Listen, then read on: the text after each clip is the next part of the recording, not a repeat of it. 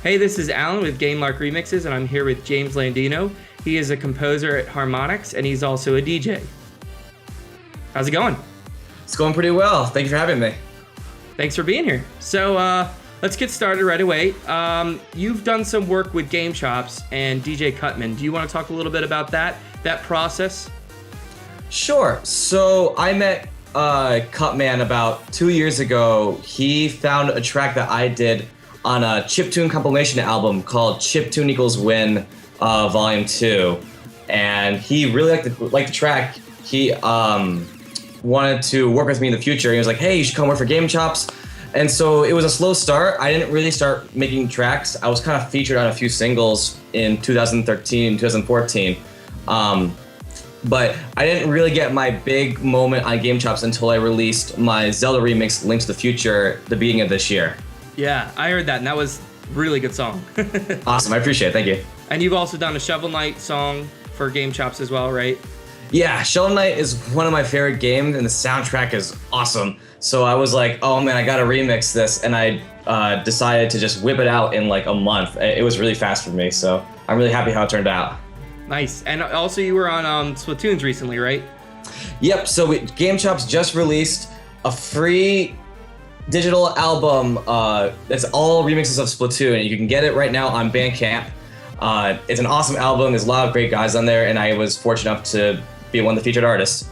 Nice. Can you explain a little bit about how Game Chops works? Do they license your music, or how does? I'm just curious about it because I'm familiar with the site, but I wasn't really sure like the details of it.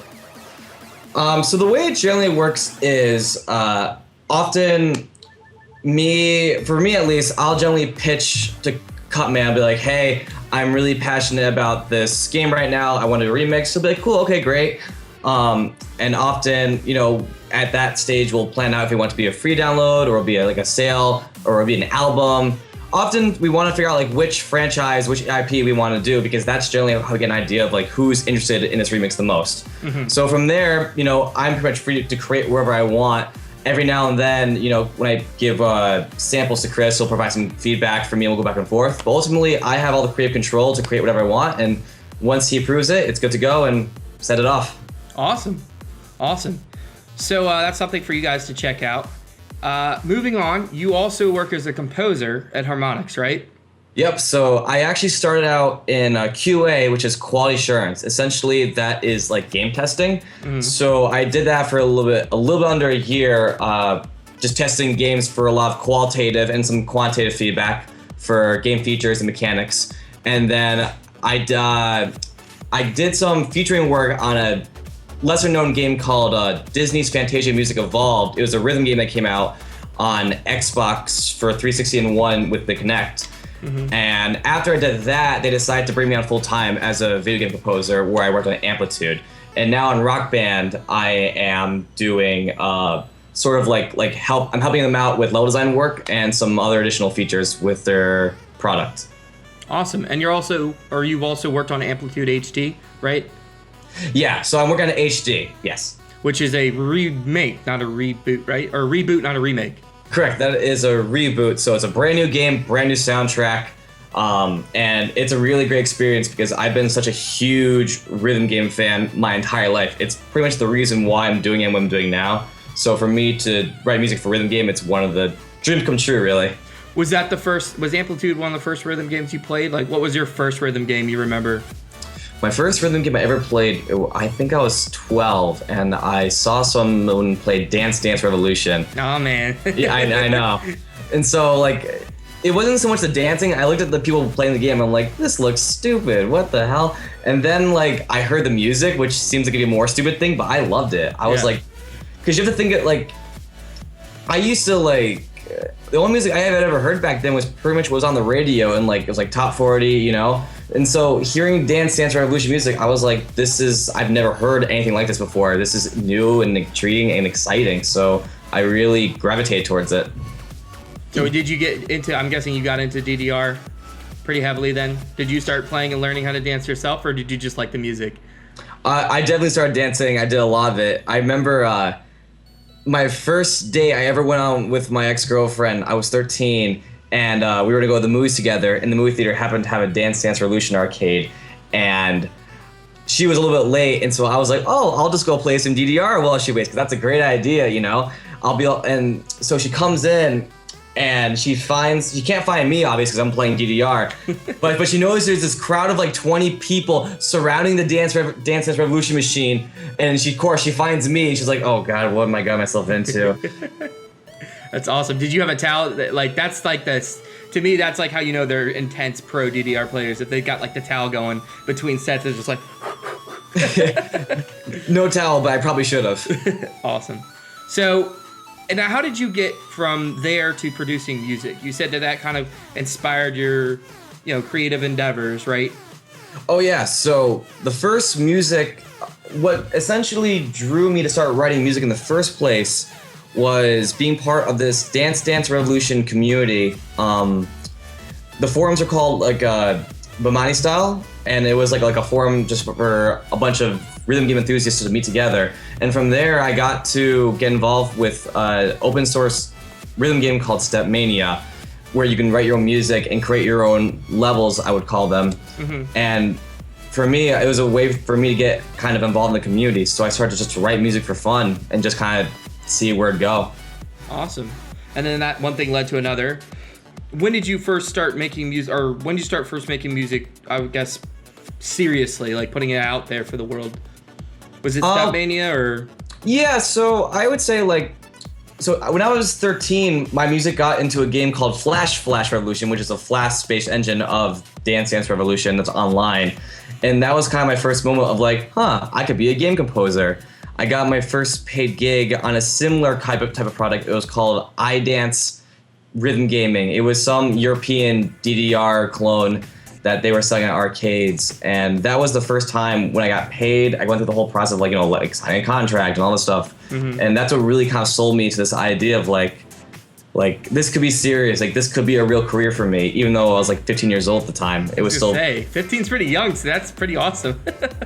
Yeah, so I was very excited to kind of see where I took off. And I grew up in a very, very small beach town. There's not even 10,000 people. There was 60 kids in my grade. So everyone else was kind of doing their own thing. We grew up in a farm, and I was doing this completely different thing. I'm I'm gonna write video game music, and people were like, what the fuck are you doing? That's what? They didn't even know you could do that. Exactly. And people still don't know you can do that in my town, so it's kind of I'm this weird black sheep alien that kind of did its own thing. Well, yeah, here you are. Exactly. Nice. So, you said that you're working on the next Rock Band 4. Now, I know you can't talk about it too much, but could you describe how you got the gig and basically what you're doing there? Well, so with Harmonix, I got the Harmonix gig pretty much right after college. I graduated from college with a music degree, and I was like, all right, I got a few months left, and I gotta find a job. And Harmonix happened to be local around the area. So essentially, I went to a bunch of developer meetups through the IGDA, the International Game Developers Association, where Harmonix employees happened to be hanging out. And through kind of a lot of networking, a lot of coffee dates and lunch dates, I was able to convince them to hire me because of my background in games and rhythm games and music in general. So with Rock Band, naturally, with my already big knowledge of music and my already big knowledge in actually being a level designer for rhythm games, they thought that I'd be a perfect fit to work on Rock Band. When was this? When did I join Rock Band? Harmonix. I got hired in 2013 in August. Okay, awesome. And what are you doing for Rock Band 4 right now? So specifically, I am doing some qualitative testing for their improv guitar solo feature, which is brand new to Rock Band 4. I was gonna say that's one of the features that I was most excited for. So you can find out more about that for anyone who's interested. You can go on IGN, and we did a whole entire month of just talking about this new feature, the improv guitar solo tool, and it's really cool. Essentially, what you can do for anyone who haven't heard this yet, you can take your Rock Band controller and you can press any buttons on the controller, and it will generate a real, well-sounding, good solo that you can just shred on and press anything you want and it'll sound awesome to any song in our library. And so for me, what I'm doing is going into the game's code and I am essentially creating all the keys, all the chords in the background to make sure that everyone sounds good on any song. So I have to go through all 1,000 songs and make sure that everything sounds good. And I'm like, okay, this one should have this key here, this note here. That's kind of the process of what I'm doing for the project. Wow. So for Amplitude? So pretty much at Amplitude, I got on there last summer. And so they needed me to write a whole bunch of original music for their game. So Amplitude HD, what's cool about it is the game, as well as the game product, the music soundtrack is essentially being created as a concept album. So me and two or three other composers on the project, we worked together and collaborated to create this kind of cohesive musical experience that you can listen to from start to finish, and it feels like a concept album. So we create this whole story, we create this whole narrative with the characters and plot that we've told through the music and through the lyrics that also happen to work as individual tracks within the game. That's amazing. So is it going to be all original music then? Yes, so there's all the music that I wrote is original. We'll have plenty, I believe 20 or so original tracks, and then we'll have a large amount of licensed music that actually came from other indie games for like Crypt of the Necrodancer. Oh yeah, that's a good one. Yeah, that one just got revealed recently, so that's definitely going to be a big hit. So are the controls going to be similar to the original then, like just the buttons, or is it going to be something different? Nope, so it's completely the same. It's the same exact experience. For those who've played the original Amplitude and Frequency on PlayStation 2, it will be the same exact experience on the PlayStation 4, and it feels great, even with the new controller. Awesome. Is that PS4 exclusive, or is that for multi-plat? Multi-plat for PS3 and PS4. Okay, gotcha. But it's Sony exclusive then? Yes. Aha. At this time. Well, I'm a PS4 fan. I also have an Xbox One, but I favor my PS4 a little bit more. So finally, we can talk a little bit about your live performances and DJ sets. And I haven't personally been to any gaming conventions. So can you explain to me a little bit like what your process is? You do mashups, originals, play other people, like other DJs' music, or does it just depend? I do really all of the above. What I try to do most is I really want to do a kind of show that combines commercial electronic music that combines video game music. And so what I like to do is create mashups live on the fly where I can take like a Deadmau5 track and combine that with like Castlevania, which I'll do sometimes. And so I really want to create this experience that feels like a video game music set, but still has that danceable, kind of accessible experience where anyone can enjoy it. And that's really one of the key things that I try to do with my music as a composer as well. Gotcha. So it's got like VGM EDM, would you say? Yes, absolutely. Awesome. Do you have a favorite convention that you've gone to? My favorite convention, if you can even call it that, hands down is MagFest. For those of you who don't know what it is, it's literally Music and Games Festival in Maryland, and it is the most fun I ever had. It's 4 days of video game music. The arcades are massive, the panels are awesome, and more importantly, the community is the best. It's large, but it's intimate, and it's very inclusive. So for anyone who have ever thought about going to a con, this is the one to go to. Yeah, I've heard a lot of good things from some other people I've talked with. I'm hopefully going to be going next year. We'll see. I better get my hotel soon, though. Definitely. And about how many conventions have you, like how many conventions a month or a year do you perform at generally? I started performing as a DJ last summer, but I've performed at 2 cons and then also at various local venues around the US. I have performed at PAX East this past March, and then I performed at MagFest this past January. There may be a few other cons this year, but I can't announce them yet because they're not quite materialized. But I've performed in Florida, in Boston, in Maryland, in Detroit. So I'm all around the East Coast. I'm all everywhere. Awesome. I feel like Sonic fans just get beat up, you know? They get beat up from other fans because they're like, why do you guys still like Sonic? We're like, but there's still good games. Like, there's still good games in the series. It is so depressing. I'm a huge Sonic fan. I worked on a few Sonic fan games writing my own original music for it, and like that's how much I'm into it. And it's it is so heartbreaking that like they just don't have a clue. And okay, so you obviously a Sonic Adventure 2 fan. Yep. What was your favorite track? For me, I remember getting that. I actually got the battle version, so that was GameCube, and I remember hearing like City Escape or Escape from the City. I forget what the title. Yeah, yeah. So City Escapes is definitely my favorite. Live and Learn. Yeah. I forgot to mention this to you. This is a fun fact. So I didn't know this at the time, but the people across the street from my house, her nephew was Johnny Guelli, who was the singer and one of the composers for Sonic Adventure 1 and 2. What? Right? So I got to meet him like when I was like 16. I was like, wait, you're that guy who I listened to his music. Oh my god. And so he a few months later he took me to a studio recording session for Sonic Generations. They were doing a recording session for the music. Back at the time, it was called Sonic Anniversary 20th, Sonic 20th Anniversary. Yeah. And I got to hear like all the live recording sessions for like all their music that they were recording for that game. It was like the coolest thing. I got to meet Jun Sonoe, who was the composer for all the Sonic games, and it was like, god. I know. So I have a lot of love for Sonic Adventure 2 Battle, particularly because I had the GameCube and the Dreamcast version. Moving on, so what are some other games that you're playing or excited for? I mean, E3 just came out, a lot of games are announced. Personally, like, what do you find yourself playing the most? Well, right now I'm playing a lot of Smash Brothers.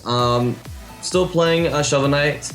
The sad part is I'm not playing too many games right this moment because I'm very busy trying to get Rock Band out the door, especially after the E3 stuff. So it's kind of weird to say, like, I'm working at a game company, but I don't have a lot of time to play games for fun, which is kind of sad, but it's still okay. No. But definitely games I'm excited for. I believe it's called No Man's Sky. Yeah. That game looks amazing. It looks unbelievable. I'm very, very, very optimistic, but hesitant at the same time. I think it's going to be amazing. I think I'm going to like the game regardless. Yeah. There is some like questions I have about like quests and stories, but really, if it's like Minecraft in space with like spaceships, is anyone really going to complain? Probably not. No, of course not. No. You know what I mean by Minecraft? Like basically build your own worlds or go explore stuff. You know what I mean? Exactly. It's like an exploration game. It doesn't have to be like super narratively driven. And I don't know if you know this. I need to post an interview to this. To the game composers. It's, I think, procedurally driven music as well. Like, depending on where you are and what galaxies you're in. I'll have to find a link to that. But it's some very, very interesting stuff, not only with the world creation, but with the music creation as well. Oh, I believe if they're procedurally generating, like, worlds, they're probably making the music as well. Yeah. But anything else that you're looking forward to?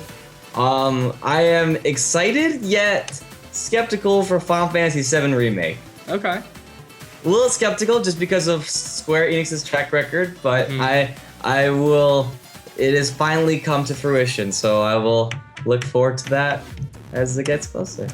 I hope it's good because I've actually never played Final Fantasy VII. Me too. Really? That's the thing. Yeah, I've never played it, and so it kind of sucks that like the whole internet joke is like, Ares dies. I'm like, I don't even give a shit about who she is or what she is, but. All I know is that spoiler alert. Yeah, we haven't even played the game and we know everything about it, basically. Yeah. Well, I'm hoping that it's good because, like, I just feel like with the remake coming out, this would be the perfect time to experience it because, you know, that's a problem sometimes going to older games is the graphics don't hold up. There's, like, that barrier of, like, oh, no. You know, some games look great that are older, but some games, not so much. You know what game, like, I think still looks great even after so many years? Super Mario 64. I think even though it's still, like, the first like 3D polygon, like it kind of looks like shit, but not really. It's really hold up, and I think that shows how ingenious Nintendo is as a company. Yeah, that and Wind Waker too. Wind Waker graphics like Wind Waker will look like forever. I agree, 100%. So I guess that about wraps it up. I'm gonna ask you: are you working on anything at the moment you can talk about as far as songs go? Any other covers or remixes that you're gonna be putting out soon? Sure. So the next thing I'm working on right now as a side project is a 2D platformer called Spark the Jester. It's a kind of a play on the Sonic the Hedgehog series. So I'm gonna be writing some platformer music, and we'll be releasing a Kickstarter probably next month. So for anyone interested, stay tuned for that. Awesome. Well, thanks again for talking with me. For sure. Thanks again for having me. Thank you guys for watching, and as always, I'll see you next time.